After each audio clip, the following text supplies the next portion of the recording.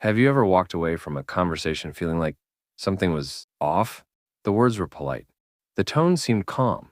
But deep down, something in your gut whispered, they're lying. But you didn't have proof. You couldn't call it out. So you brushed it off. Until later, when the truth finally hit you in the face. That's the thing about lies. They don't always come with a siren. Sometimes they come wrapped in questions, smooth, casual, even innocent-sounding questions. But here's what nobody tells you. Liars ask questions too. In fact, some questions are their favorite tools, not to understand, but to control the narrative, to flip blame, to create confusion, to escape accountability. And if you learn to recognize those questions, you'll never fall for the same tricks again. Because today we're exposing the 5 questions liars always ask, why they ask them, and how you can spot the red flags before it's too late. The perfect teammate. Or, so I thought. Let me tell you a story. Junior year of college, I got partnered with someone named Tyler for a group project. He was chill, charismatic. Everyone liked him. At first, he showed up to every meeting, took notes, cracked jokes, made it feel like we were in good hands. But 2 weeks before the deadline, Tyler vanished. No replies, no updates, just gone. The rest of us scrambled, pulled all-nighters. We finished the project without him. Then the day before submission, like magic, Tyler shows up again. Smiling, confident, holding a coffee. And you know the first thing he asked? Why didn't you tell me it was due this week? My jaw dropped. We had 18 emails, 3 calendar invites, 2 text threads. And now he was acting like we forgot to tell him? That, right there, was the first red flag. And it brings us to the first question liars always ask. Question 1. Why didn't you tell me? On the surface, it sounds innocent. Maybe even like you made the mistake. But this question is really a deflection bomb. It shifts the blame from the liar to the listener. It's not, I'm sorry I didn't check in.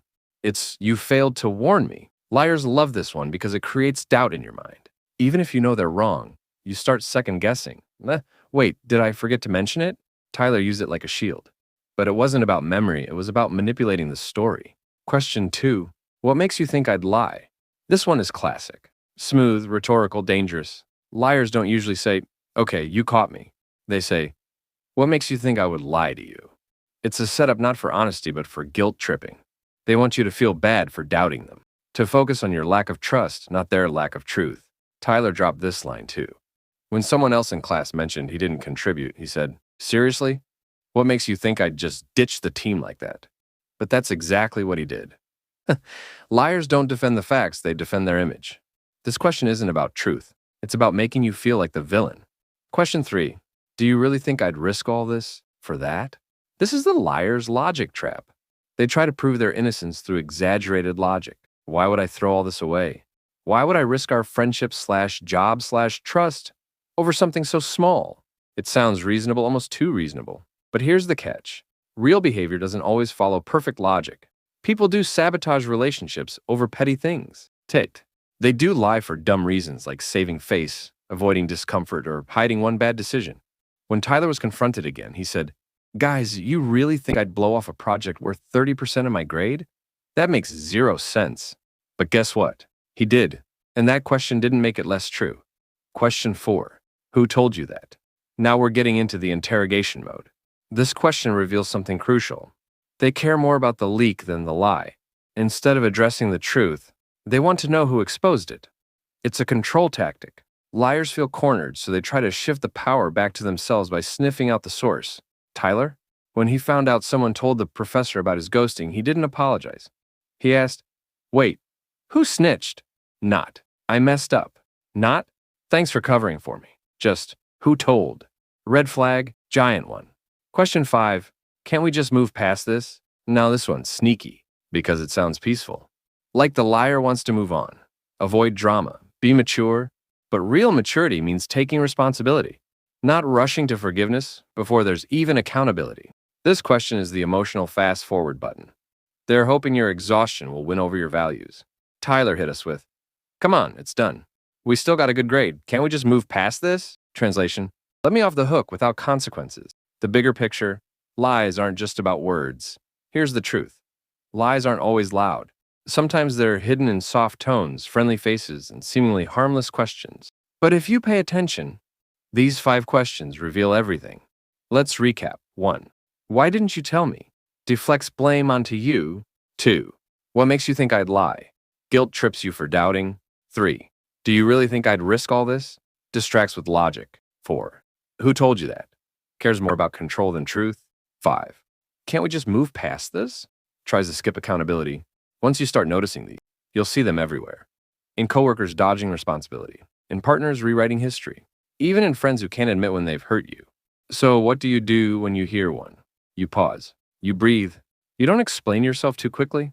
Because the moment you feel pressured to defend your reaction instead of questioning their action, you're being manipulated. You don't have to fight. You don't have to argue. But you can say, that question doesn't answer what I asked. We're not moving on until we're honest about what happened. I'm allowed to ask questions when something doesn't feel right. You are not paranoid. You are not dramatic. You are finally seeing clearly. Final message. You're not crazy for noticing the shift in tone. You're not wrong for feeling the tension behind their words. And you're not alone in learning how to protect your peace. Because once you start spotting the questions liars ask, you start asking better ones yourself, like, why am I tolerating this? What boundary did I ignore? What will I do differently next time? And that is how you evolve from the person who always gets played to the person who sees the game from the start. Your intuition isn't broken. You just haven't been taught the signs, but now you know them. So here's your challenge. Replay the last 3 uncomfortable conversations you had. Did any of these 5 questions show up? If they did, it wasn't random. It was a red flag.